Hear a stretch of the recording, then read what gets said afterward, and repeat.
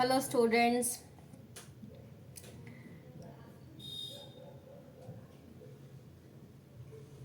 ये class ninth के lectures का सीरीज चल रहा है अब आपका।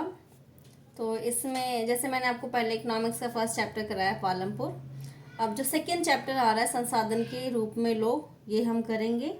और उसके बाद ये बुक आपकी फर्स्ट टर्म के लिए हो जाएगी। और मतलब पहले मैं क्या मैंने क्या सोचा है कि पहले जो फर्स्ट टर्म में आपके चैप्टर्स आ रहे हैं ना, पहले मैं वो कंप्लीट कराऊंगी। उसके बाद फिर फाइनल में जो भी आएगा वो करेंगे हम पहले, ताकि क्योंकि अब आपका टाइम बहुत कम रह गया एग्ज़ाम में। तो आप इन वीडियोस को देखो, अपने जो नोट्स हैं उनको लिखो, पढ़ो, समझो और आगे बढ़ो बस।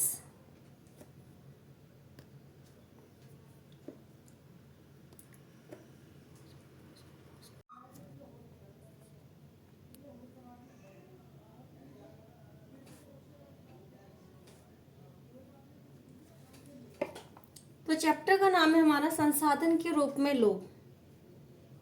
संसाधन मतलब वो सभी चीज़ें जिसका उपयोग मानव अपनी आवश्यकताओं को पूरा करने के लिए करता है, वो संसाधन होता है।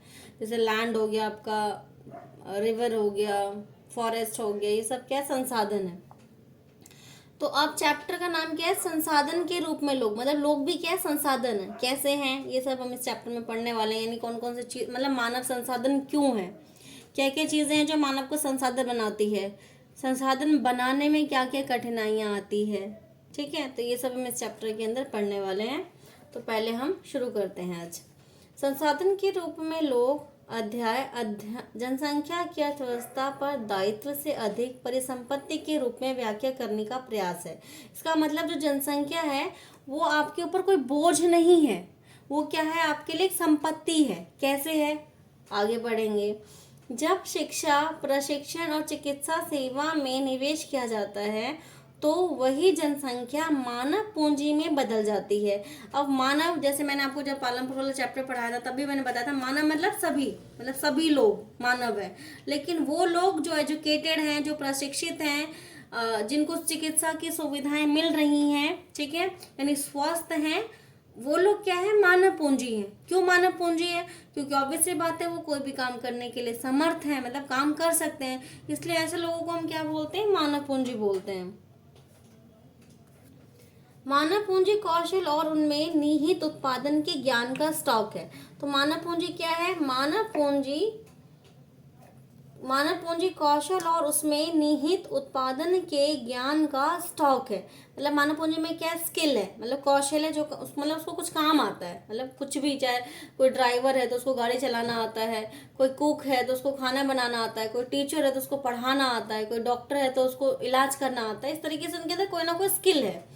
और निहित उत्पादन के ज्ञान का स्टॉक है, मतलब उत्पादन क्रिया में वो एक महत्वपूर्ण भूमिका निभाते हैं। जैसे मैं फिर आपको बताऊं, मतलब रिलेट करूंगी कि पालमपुर में हमने क्या पढ़ा था कि जो लोग हैं, जो श्रमिक हैं, वो उत्पादन कर रहे हैं। तो यानी कि अगर आपके पास सारे संसाधन हैं तो भी आपको सभी संसाधन है और मानव आपके पास नहीं है, मानव पूंजी नहीं है, तो आप उत्पादन की क्रिया को संपन्न नहीं कर पाओगे। संसाधन के रूप में लोग वर्तमान उत्पादन कौशल और क्षमताओं के संदर्भ में किसी देश में कार्यरत लोगों का वर्णन करने का एक तरीका है। मतलब संसाधन के रूप में लोग का मतलब क्या है कि वर्तमान समय में कितने लोग जो हैं वो उत्पादन क्रिया में भाग ले रहे हैं, मतलब कितने लोग काम करते हैं जिससे कि वस्तुओं सेवाओं का निर्माण होता है। उत्पादक पहलू की दृष्टि से जनसंख्या पर विचार करना सकल राष्ट्रीय उत्पाद के सृजन में उनके योगदान की क्षमता पर बल देता है। अब सकल राष्ट्रीय उत्पाद क्या होता है, तो देश की इनकम, देश की आय, मतलब राष्ट्रीय आय को ही सकल राष्ट्रीय उत्पाद बोला जाता है। अब ये होता क्या है, तो एक लेखा वर्ष के दौरान एक देश में जितने भी वस्तुएं और सेवा उत्पादित होती है उनके मूल्य को हम सकल राष्ट्रीय उत्पाद बोलते हैं। दूसरे संसाधन की भांति ही जनसंख्या भी एक संसाधन है, एक मानव संसाधन है। यानी कि लोग क्या है, मानव संसाधन है। यह विशाल जनसंख्या का एक सकारात्मक पहलू है जिसे प्राय उस वक्त अनदेखा कर दिया जाता है जब हम इसके नकारात्मक पहलू को देखते हैं, जैसे भोजन, शिक्षा, स्वास्थ्य सुविधाओं की जनसंख्या तक पहुंच से संबंधित समस्या पर विचार करते समय। जब इस विद्यमान मानव संसाधन को और अधिक शिक्षा और स्वास्थ्य द्वारा और विकसित किया जाता है, तब हम इसे मानव पूंजी निर्माण कहते हैं। तो मानव पूंजी निर्माण क्या एक प्रक्रिया है जिसमें हम क्या करें, मानव को मानव पूंजी बना रहे हैं। तो मानव मतलब सभी मानव, उसको हम मानव पूंजी कैसे बना रहे हैं, जब वो शिक्षित होंगे, जब वो प्रशिक्षित होंगे और जब स्वास्थ्य सुविधाओं में निवेश किया जाएगा, तो इन सब क्रिया से क्या होगा, जो मानव है वो मानव पूंजी में परिवर्तित हो जाएगा, जो भौतिक पूंजी निर्माण की भांति देश के उत्पादन शक्ति में वृद्धि करता है। यानी कि जिस तरह से हमारा फिजिकल कैपिटल इंपॉर्टेंट है, मतलब भौतिक पूंजी मतलब पैसा जो हम लगाते हैं किसी भी काम में, ठीक है, उसी तरीके से मानव पूंजी भी महत्वपूर्ण है, इंपॉर्टेंट है। क्यों है, क्योंकि अगर आपके पास देखो सब कुछ है, मान लो आप ज़मीन है, मान लो आपने एक फैक्ट्री लगा लिया, ठीक है, मशीन भी है आपके पास, कच्चा माल भी आ गया, आप मतलब आपको शर्ट बनाना है तो आपने कपड़ा भी खरीद लिया, बटन है, सुई है, धागा है, सब कुछ है, लेकिन आपके फैक्ट्री में काम करने वाले लोग नहीं है, वर्कर नहीं है, तो क्या आप उत्पादन की क्रिया को संभव कर पाओगे, बिल्कुल नहीं कर पाओगे। तो इसी तरीके से हम इस एग्जाम्पल के थ्रू समझ सकते हैं कि उत्पादन क्रिया में मानव पूंजी की एक अहम भूमिका होती है। बिना मानव पूंजी के हम उत्पादन क्रिया के संपन्न होने की कल्पना ही नहीं कर सकते हैं। यानी कि किसी भी उत्पादन क्रिया में हमें मानव पूंजी चाहिए जो कि उत्पादन क्रिया को संपन्न करता है। मानव पूंजी में निवेश कैसे होता है, शिक्षा, प्रशिक्षण, स्वास्थ्य सेवाओं के द्वारा। भौतिक पूंजी की भांति प्रतिफल प्रदान करता है और अधिक शिक्षित और बेहतर प्रशिक्षित लोगों की उच्च उत्पादकता के कारण होने वाली अधिक आय और साथ ही अधिक स्वस्थ लोग की उच्च उत्पादकता के रूप में इसे प्रत्यक्षतः देखा जा सकता है। मतलब मानव पूंजी जो है वो किस तरीके से यूज होगा, जब मतलब भाई शिक्षित होंगे, वो प्रशिक्षित होंगे, तो वो उनका जो मतलब जो उनकी जो कार्य क्षमता है वो क्या हो जाएगी, बढ़ जाएगी, मतलब वो कुछ किसी भी काम को बेहतर तरीके से कर सकते हैं। उच्च आय से न केवल अधिक शिक्षित और अधिक स्वस्थ लोगों को लाभ होता है, बल्कि समाज को भी अप्रत्यक्ष तरीके से लाभ होता है, क्योंकि अधिक शिक्षित या अधिक स्वस्थ जनसंख्या का लाभ उन लोगों तक भी पहुंचता है जो स्वयं प्रत्यक्ष रूप से उतने शिक्षित नहीं है या उतनी स्वास्थ्य सेवाएं उन्हें प्रदान नहीं की गई है। वास्तव में मानव पूंजी एक तरीके से अन्य संसाधन जैसे भूमि और भौतिक पूंजी से श्रेष्ठ है, क्योंकि मानव संसाधन भूमि पूंजी का उपयोग कर सकता है, भूमि और पूंजी अपने आप उपयोग नहीं हो सकते हैं। देखो बिल्कुल सही बात बोली गई है कि आपके पास कितना ही मतलब पूंजी है, जमीन है, लेकिन वहां पर उत्पादन क्रिया अपने आप संभव नहीं होगी जब तक मानव उसके ऊपर काम नहीं करेगा। इसका मतलब मानव पूंजी क्यों महत्वपूर्ण है, क्योंकि मानव ही एक ऐसा व्यक्ति है जो क्या करता है, उपस्थित संसाधनों का अपनी जरूरतों के लिए उपयोग करता है। ठीक है, जैसे अब हमें पता है कि देखो सुई से लेकर के हवाई जहाज तक सब मानव ने बनाया है, अपनी जरूरत के लिए बनाया है। तो जो संसाधन है वो पहले से हैं, लेकिन उसका यूज किसने करा, मानव ने करा अपनी जरूरत को पूरा करने के लिए। ठीक है,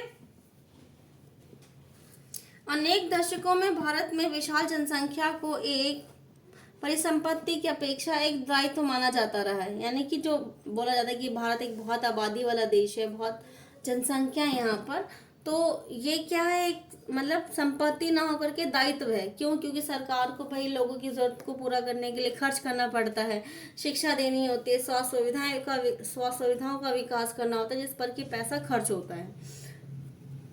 लेकिन यह आवश्यक नहीं है कि एक विशाल जनसंख्या देश के लिए दायित्व ही हो। मानव पूंजी में निवेश द्वारा इसे एक उत्पादक परिसंपत्ति में बदला जा सकता है। उदाहरण के लिए सबके लिए शिक्षा, स्वास्थ्य, आधुनिक प्रौद्योगिकी के प्रयोग में औद्योगिक और कृषि श्रमिकों के प्रशिक्षण, उपयोगी वैज्ञानिक अनुसंधान आदि पर संसाधन के व्यय द्वारा।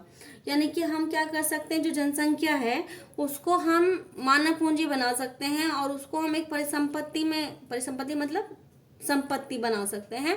कैसे बना सकते हैं, अगर वो शिक्षित हो, प्रशिक्षित हो उनके अंदर काम करने का स्किल हो, तो वो क्या करेंगे, कोई ना कोई तो काम करेंगे ना।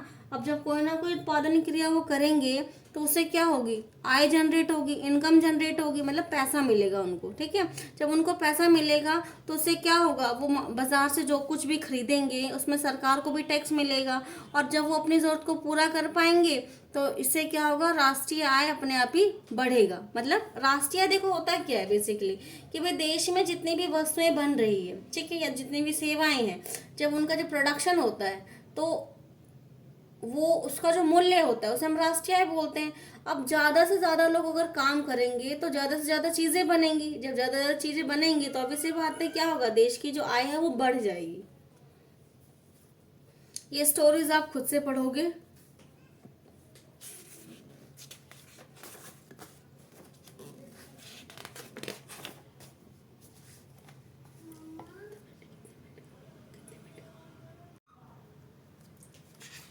ये आपका शकल की कहानी है, इसे आप खुद से पढ़ लीजिएगा।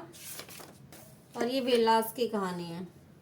इन दोनों व्यक्तियों के अध्ययन में हमने देखा कि शकल स्कूल जाता था, जबकि विलास स्कूल नहीं गया।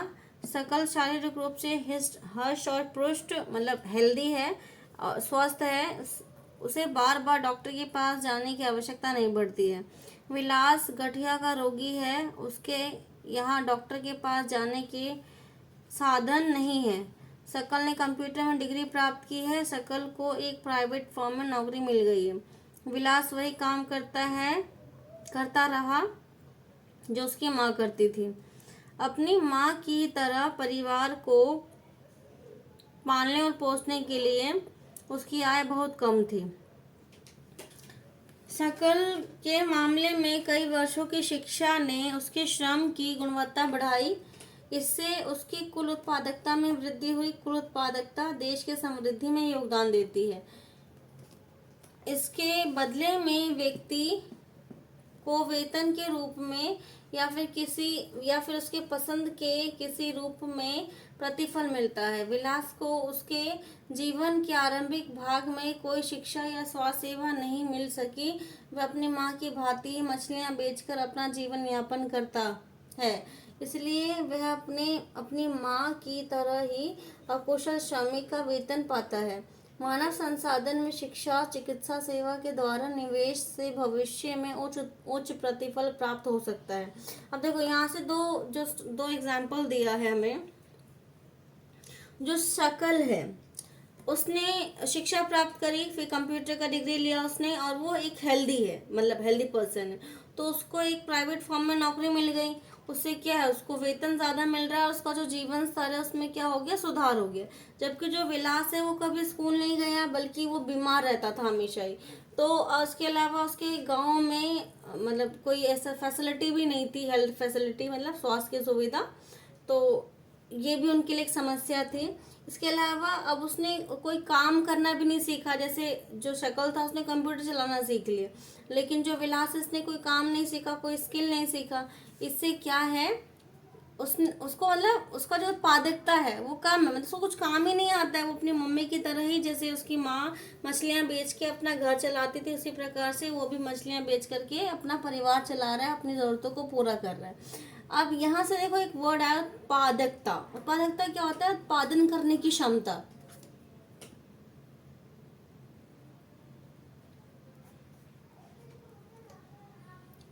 उत्पादन करने की क्षमता मतलब जितना काम वो कर सकता है वो उत्पादन क्षमता हुआ। ठीक है, और कोई भी व्यक्ति जो शिक्षित होता है, प्रशिक्षित होता है और स्वस्थ होता है, उसकी जो उत्पादकता होती है वो अधिक होती है। और जो अशिक्षित होता है, जो अनपढ़ इंसान होता है, उसकी जो उत्पादकता होती है वो क्या होती है, कम होती है। अब हम उत्पादकता कैसे बढ़ा सकते हैं, तो ऑब्वियसली बात है शिक्षा और चिकित्सा के द्वारा जो है उत्पादकता बढ़ाई जा सकती है, जिससे कि भविष्य में क्या मिलेगा, उच्च प्रतिफल। प्रतिफल देखो क्या होता है, मतलब जो रिटर्न में मिलता है, जैसे सैलरी हो गया आपका, या जो सुविधाएं आपको मिल रही हैं वो प्रतिफल हुआ। लोगों में यह निवेश भूमि पूंजी में निवेश की तरह ही है। व्यक्ति शेयर और बॉन्डों में भविष्य में उच्च प्रतिफल की आशा में निवेश करता है। इसी देखो मतलब एक एग्जाम्पल दिया कि जैसे हम घर खरीदते हैं, भूमि खरीदते हैं, तो क्या सोचते हैं कि आने वाले समय में इसकी कीमत ज़्यादा हो जाएगी, हम इसे बेचेंगे तो हमें मुनाफा मिलेगा। इसके अलावा लोग बैंक में एफडी वगैरह करा के रखते हैं कि आने वाले समय में ब्याज ज़्यादा मिलेगा, तो उससे क्या होगा, उनके लिए आमदनी का जो जरिया है वो बढ़ जाएगा। ठीक है, उसी प्रकार से हम निवेश करते हैं शिक्षा में कि आज बच्चे पढ़ रहे हैं तो आने वाले 10 साल बाद, 15 साल बाद बच्चे जब एक प्रॉपर एजुकेशन ले लेंगे और जब वो प्रशिक्षित हो जाएंगे तो उन्हें अच्छी नौकरियां मिलेगी, जिससे कि जो परिवार की जो भी समस्याएं हैं वो धीरे धीरे खत्म हो जाएगी। तो शिक्षा में भी क्या है, एक तरीके से निवेश होता है।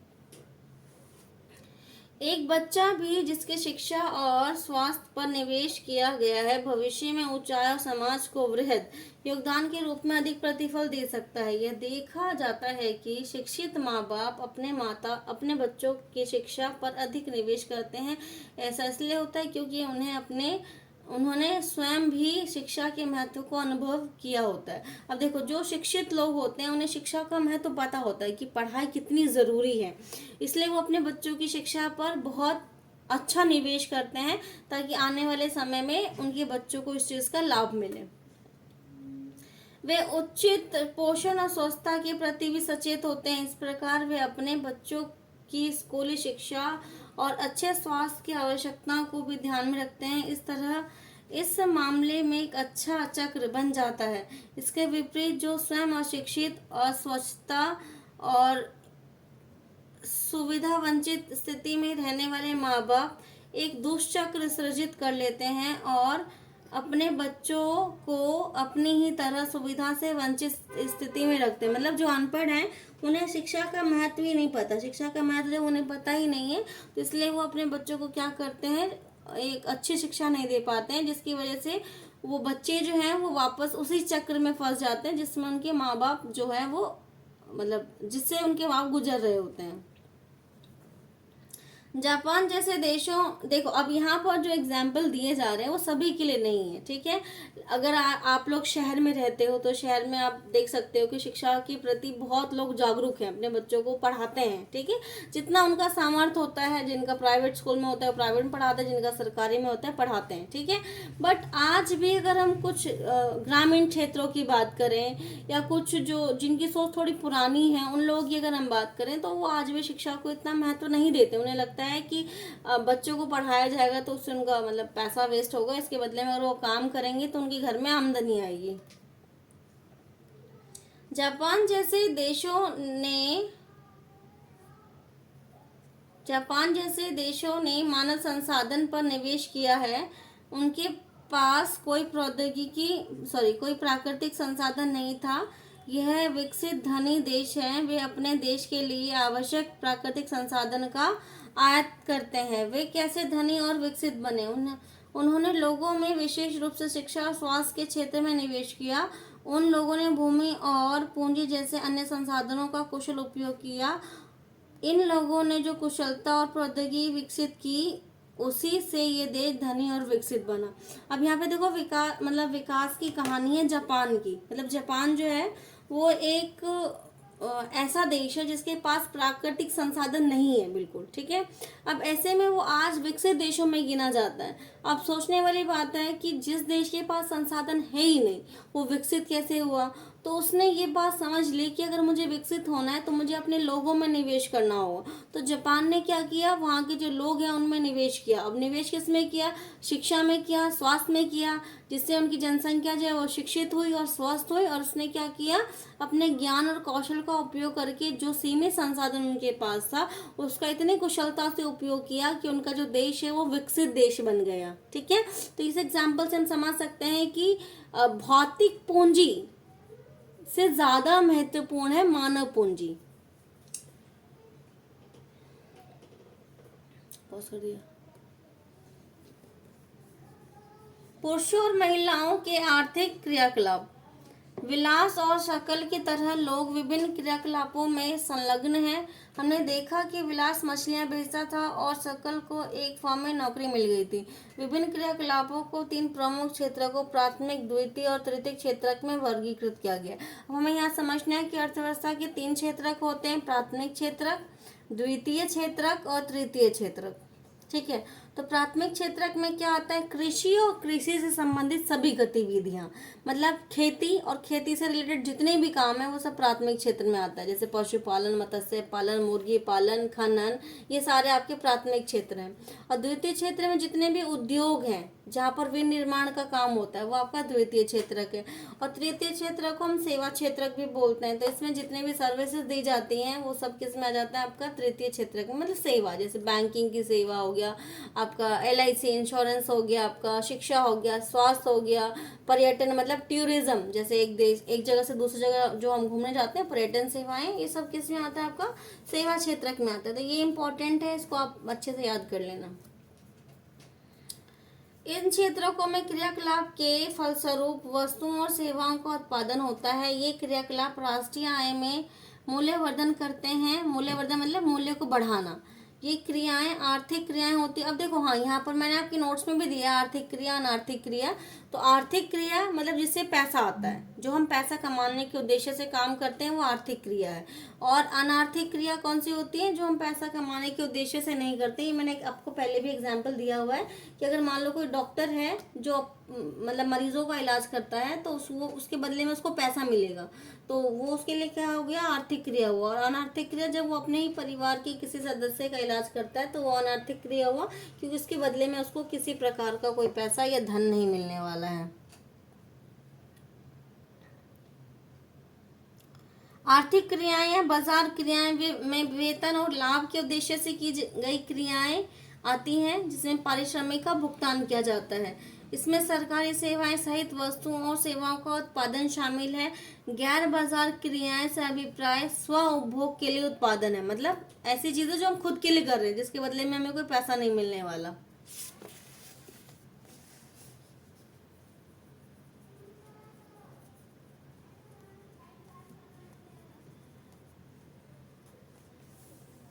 ऐतिहासिक और सांस्कृतिक कारणों से परिवार में महिलाओं और पुरुषों के बीच में श्रम का विभाजन होता है। आमतौर पर श्रम का विभाजन मतलब जो भी काम है वो हमने क्या कर दिया, पुरुष और महिलाओं के बीच में बांट दिया, उसे बोलते हैं श्रम का विभाजन। अब ये विभाजन कैसे हुआ, ये देखो। आमतौर पर महिलाएं घर के काम काज देखती हैं और पुरुष खेती के काम करते हैं। शकल की माँ शीला खाना पकाती है, बर्तन साफ करती है, कपड़े धोती है, घर की सफाई करती है और अपने बच्चों की देखभाल करती है। शकल के पिताजी बूटा खेतों में काम करते हैं और उपज को बाजार में बेचते हैं और परिवार के लिए धन कमाते हैं। शीला परिवार के पालन पोषण के लिए जो सेवाएं प्रदान करती है, उसके लिए उसे कोई भुगतान नहीं किया जाता है। बूटा धन कमाता है जिसे वह परिवार के पालन पोषण पर खर्च करता है। परिवार के लिए दी गई सेवाओं के बदले में महिलाओं को भुगतान नहीं किया जाता है। उनकी सेवाओं को राष्ट्रीय आय में नहीं जोड़ा जाता है।